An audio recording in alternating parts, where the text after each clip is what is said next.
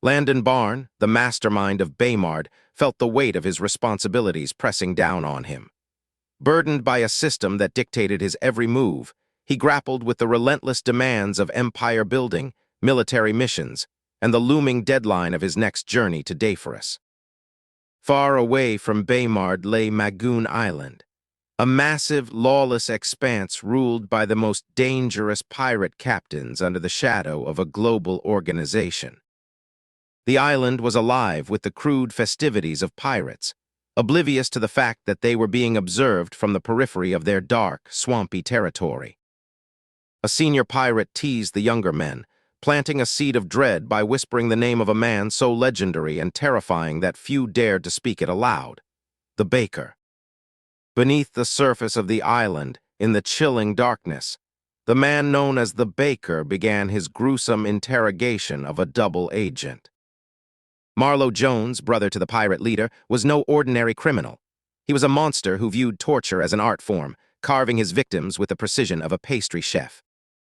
After the bloodletting, the cannibalistic Baker sat down for his meal, pondering the strategic failures that had led to the Temple of Dragmas attacking his interests in Tariq.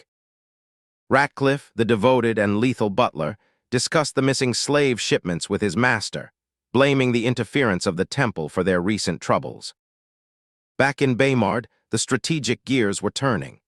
Landon and his advisors finalized the silent infiltration plan, determined to eliminate the Baker without alerting the entire pirate organization. The Warden Mitchin, now part of the strike force, hungered for the chance to confront the monster who had brought so much chaos to the Pino continent. Elsewhere in the Gentle Breeze estate, a captured queen faced the cruel machinations of the treacherous Duchess Philippa, who hid her venomous heart behind a mask of fragility.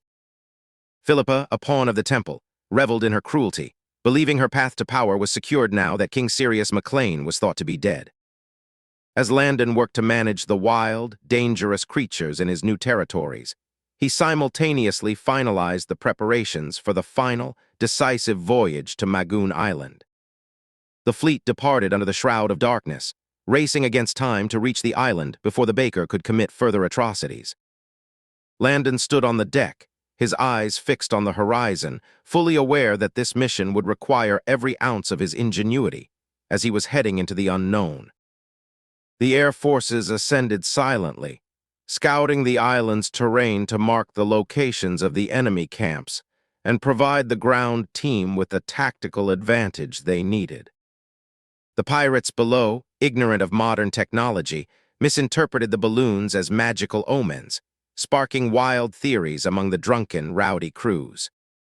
Under the cover of night, the strike force utilized the underwater boats to reach the shoreline undetected, shedding their gear to prepare for the final approach.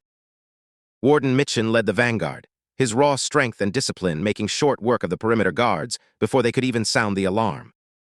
Panic spread through the camp like wildfire as the pirates began to fall without a sound, their minds filled with superstitious dread regarding cursed treasures and phantom attackers. The Baker attempted to slip away into the forest, his heart heavy with the realization that he was being hunted not by the temple, but by a force he had never encountered before. A fierce clash erupted between the Warden and the Baker's loyal servants, the air crackling with the intensity of elite combatants locked in a struggle for survival. In a moment of desperation, the Baker unleashed a toxic powder, hoping to blind the formidable Warden and buy himself enough time to vanish into the deep, unforgiving woods. Though temporarily blinded, the Warden's spirit remained unbroken. He channeled his inner focus, turning his disadvantage into a trial of resolve while his target escaped into the shadows of the island's treacherous heart. Landon, watching from the distance, ensured that the Baker could not escape. The trap was set, and even if the beast had slipped momentarily, his end was now written in stone. The Baker plunged into the deadly forest, unaware that he was not running to safety, but to a deeper layer of the trap set by his unseen adversary. The hunt was far from over. As the Warden steadied himself, the resolve to drag his prey into the light became absolute, for tonight, the Baker would finally learn the cost of his sins.